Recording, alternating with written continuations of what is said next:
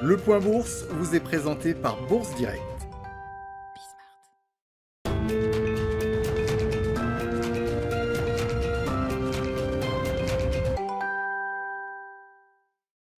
Clôture dans le vert finalement ce soir pour le CAC 40. L'indice parisien gagne 0,60% à 5703 points. Sur la semaine, le CAC 40 gagne 0,78%.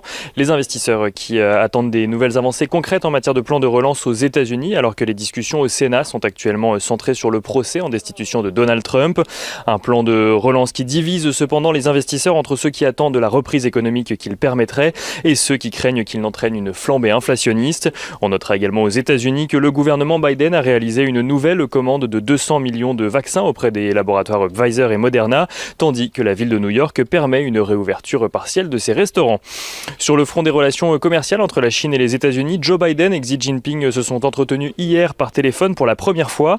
Un échange qui ne laisse pas espérer un réchauffement des relations pour le moment. Les dirigeants semblent être en désaccord sur tous les points, au point que Xi Jinping a fini par dire à son homologue américain qu'une confrontation serait désastreuse pour les deux pays. Il n'en reste pas moins que Joe Biden n'a pas caché à la suite de cet appel sa volonté de surmonter la concurrence de la Chine qu'il voit comme le principal concurrent des États-Unis.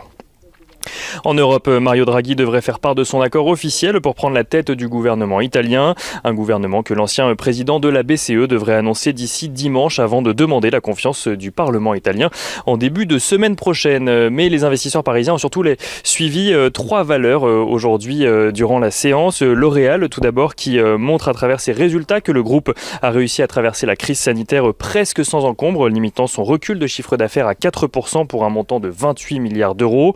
Le géant des cosmétiques réussit même à conserver une marge d'exploitation similaire à l'année dernière, aux alentours de 18,6%, tout en ayant maintenu ses lancements de produits et en se félicitant de ne pas avoir eu recours au chômage partiel. Le résultat net du groupe recule, lui, de 5%, une résistance à la crise portée par la progression de 62% de ses ventes en ligne, qui représentent désormais un quart des ventes du groupe, mais aussi par les ventes réalisées en pharmacie. Les ventes en pharmacie qui représentent d'ailleurs la seule division en croissance sur l'année dernière du groupe. Si la division grand public a, elle, été beaucoup plus affectée, Jean-Paul Agon se veut rassurant, anticipant une euphorie après la crise sanitaire, comparable selon lui aux années folles, où les gens auront envie de sortir et donc de se parfumer, ou encore de se maquiller. Le titre L'Oréal qui gagne 3% ce soir.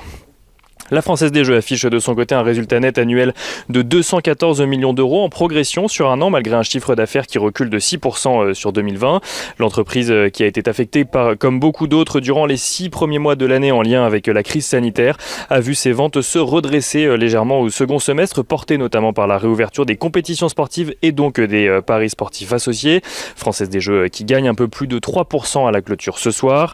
Et les investisseurs parisiens ont également suivi Eutelsat qui gagne un peu plus de 6% à la clôture ce soir, alors que l'entreprise relève ses prévisions de chiffre d'affaires pour son exercice décalé 2020-2021 qui se terminera fin mars.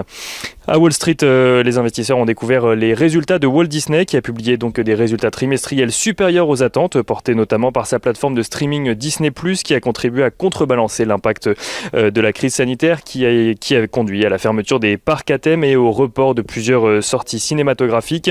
Le chiffre d'affaires de Walt Disney qui recule tout de même de 22% au quatrième trimestre à 16,25 milliards de dollars. Et on finit avec l'agenda de la journée de lundi. Lundi, la séance risque d'être calme alors que Wall Street sera fermée en raison du President's Day.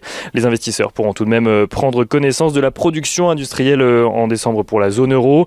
Côté entreprise, Michelin publiera ses résultats, mais aussi Mercialis la semaine prochaine, qui sera d'ailleurs marquée par d'autres publications au sein du CAC 40, à savoir Airbus, Air France ou encore Renault.